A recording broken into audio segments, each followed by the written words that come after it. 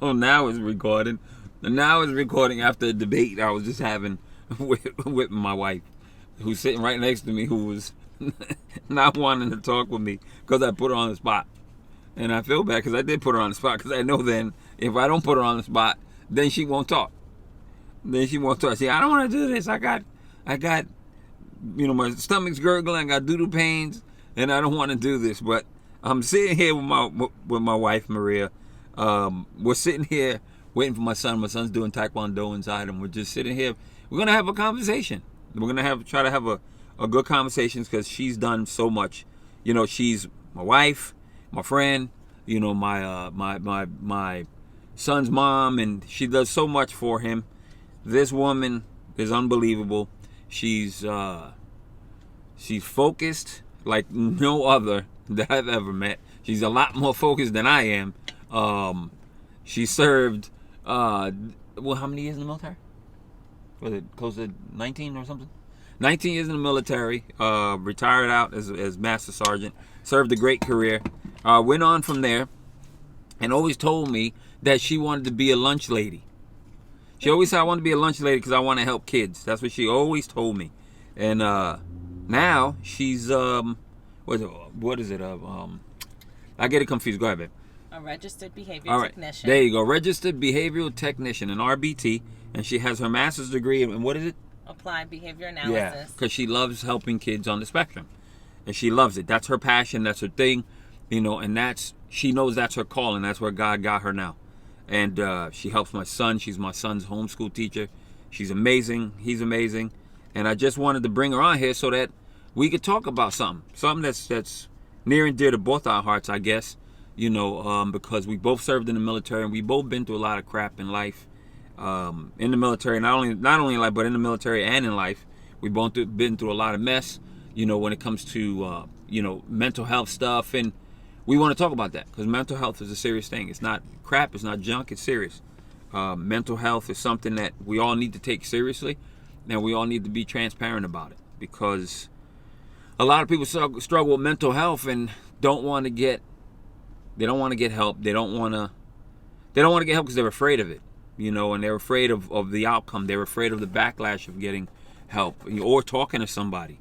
You know what I mean? And I'm going tomorrow for one of my not first, but therapy in a while. I'm going back because, there's some things I need to let off my chest. And I know that, my wife has dealt with that as well. You know what I mean? She's dealt with it. She's dealt with it. She's a trooper, and I was just telling her before I turned on the camera that, I just wanted to share that because I believe that, she's done so much and has been through so much. And sometimes I wonder, how she gets through and how she copes and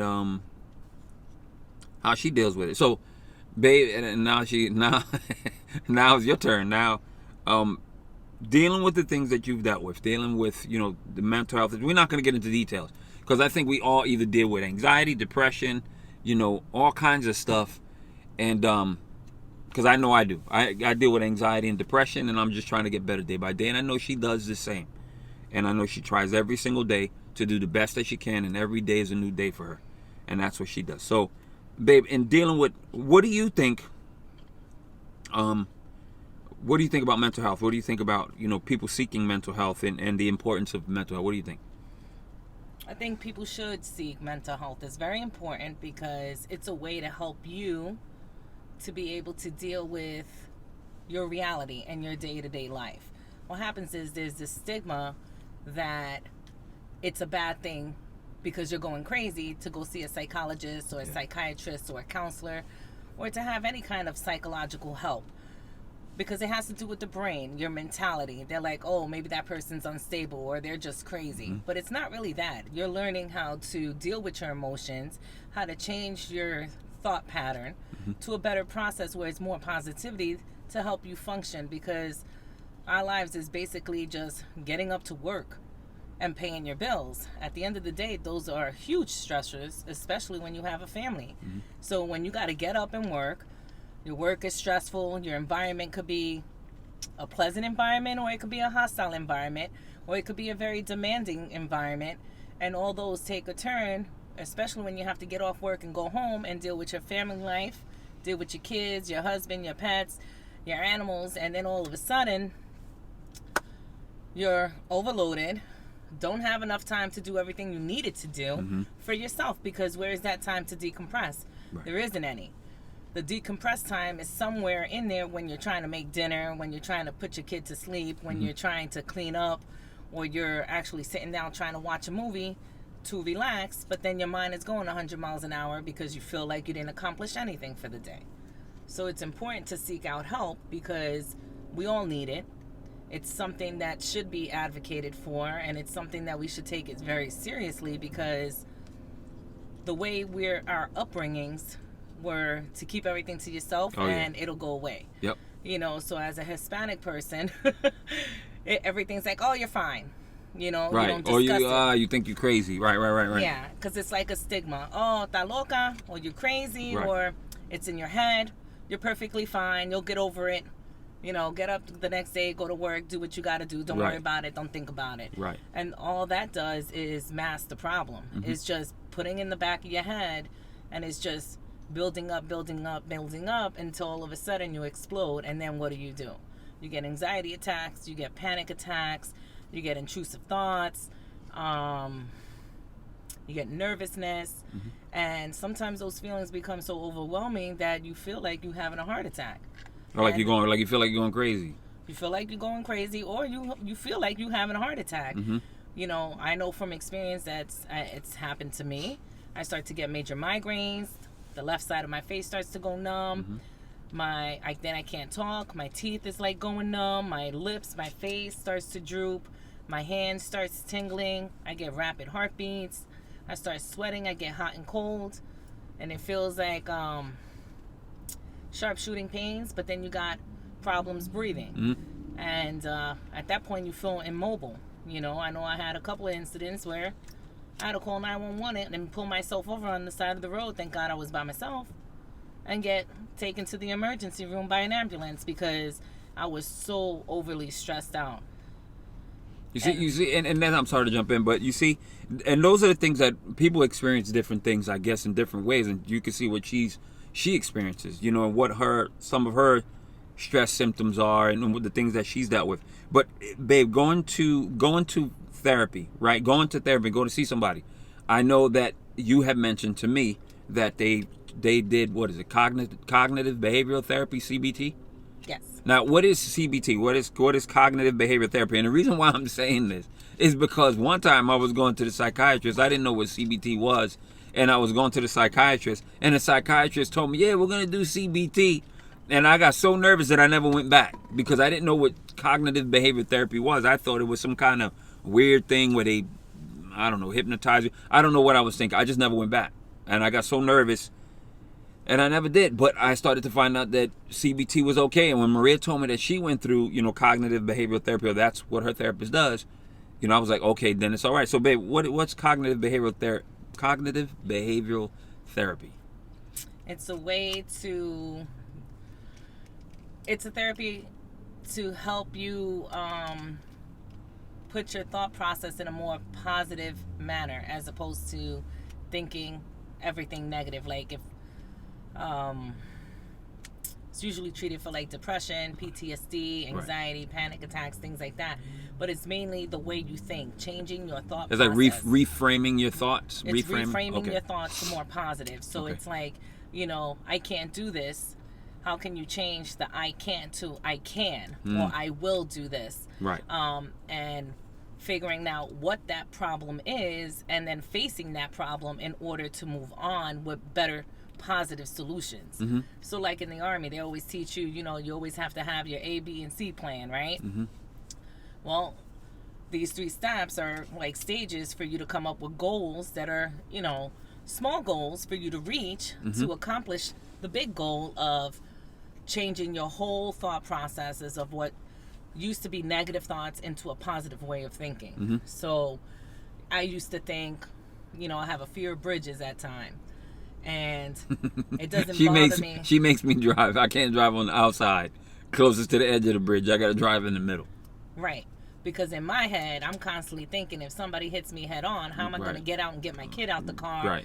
And do I have enough time to get out and survive? Of course. And what we're going to do. So I'm constantly thinking of that until you start to think of, like, how many car accidents are there on a bridge that happens on a daily basis? Right. You know, how many accidents do you see for people walking over a bridge and getting hit by the car? You know, and those of some of the things I had to deal with dealing with bridges, because I have a fear of bridges. Right. When I'm driving, I know I have control and I'm doing what I have to do. Both my hands are on the steering wheel. I'm gripping it, but we're going over the bridge. So the cognitive behavioral therapy sort of helps you to, like, if you catastrophize, if that's the word, things in your mind, you think worst case scenario, it helps you to think on the other side of the spectrum, right? It helps you to try to analyze it in a different way and not make it, you know, the worst case scenario, right? Is that how it goes? Yes. And they do that, like almost every angle. They do that through what? Talk therapy and stuff like that? Yes, and sometimes it's like dealing with your fears at first to get through that barrier. And so there was a couple things that I had to work out, you know, and one of them was like the example of the bridges, because being in a military vehicle accident, you know, I flew off a bridge. So that was not a good experience for me. That kind of traumatized me, getting back in a car, getting back in an army vehicle. We were in the same unit together, just so you know. We were in the same unit together in the military, you know, when that happened to her. So, I mean, it was something serious. And to see this woman, you know, come back and from her injuries and things like that, and still have the courage to get behind the wheel and to get, you know, and to get back into doing what she does, and to still excel in her military career, you know, was amazing. You know, was amazing. So I've known her for a long time, and I got to see that side of her in the military, and then, you know, seeing what she goes through on a daily basis. Not what she goes through, because I know she has her struggles and she copes as best as she can, and she has her good days and she has her bad days. But the therapy for her is helping. You know, she says it. She always tells me, you need to go get therapy. You need to go talk to somebody. You know, and as I said earlier, I'm going tomorrow. You know, but she's a big motivator for me. She's the one that, you know, I look at, she don't know it, but I look and I pay attention, and sometimes you don't know how to tell somebody. You don't know how to express the words when you see how amazing somebody could be, knowing all they've been through in their life. You just don't know how to express it, you know. And what better to say it than we're right here, right on camera? Because I know if I'm on camera, then I won't get emotional most of the time.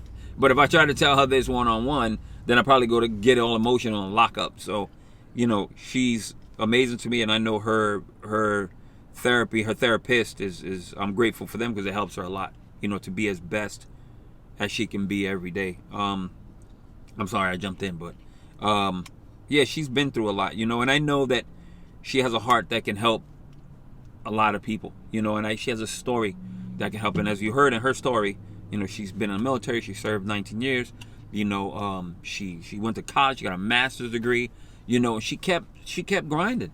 You know, and just being relentless, and her sense of what do you call that word? I forgot the name. Resilience. Like, I don't want to use it. Everybody uses a big word, but just her sense of pushing and just continuing every day is amazing to me. You know, but it's all, there's a story behind it, and that's why I wanted to sit here and talk with her. You know, and she didn't like it because I just brought the camera and I hooked it up. And when she got back in the car from dropping my son off inside, she goes, "What are you doing?" Because I just got the camera set up. And sometimes you got to be candid with stuff, because if you think too much, then you'll think your way out of things. Then you think that you have to answer things a certain way, and you don't have to. Sometimes just being transparent, you know, can be more, can reach people more, because then they can see you're not bull crapping. You know what I mean? And she's definitely not. And that's why I did what I did today, because I think this is just a conversation that needs to be had. You know, when you have a husband and wife who both daggone near suffer from the same thing, different trials and different paths that we've taken, but almost the same thing. And sometimes it's not easy for us, because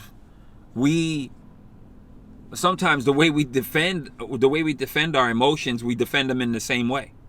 Right? Because we almost suffer from the same thing. So sometimes it can be tough. Sometimes we can butt heads. Sometimes we can be, not so, I'm not going to say not caring, but sometimes the way I defend my emotions is that I go inward. And that's not good. And sometimes she does it too.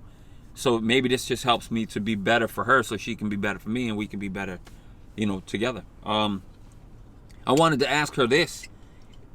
If you had to say one thing, we're already at 15 minutes, but as you can see, I don't want to make it too long because then people will zone out.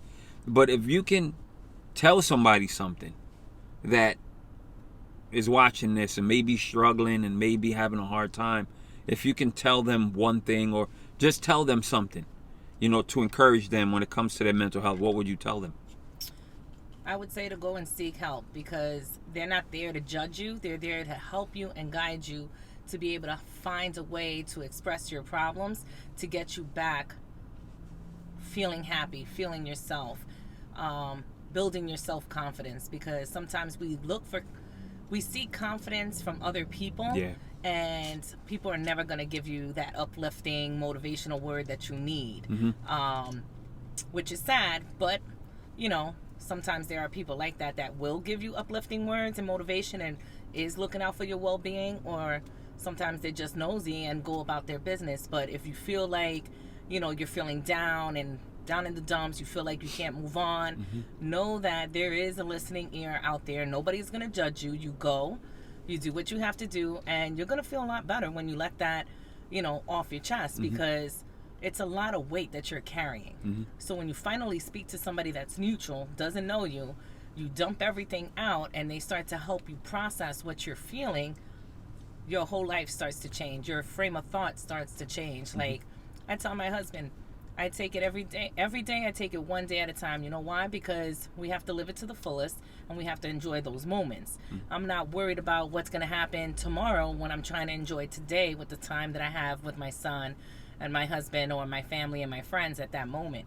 I'm in that moment to enjoy it, not trying to think back 50 million things that I got to do later on or tomorrow during the week. And that's what my process was in the beginning. Right.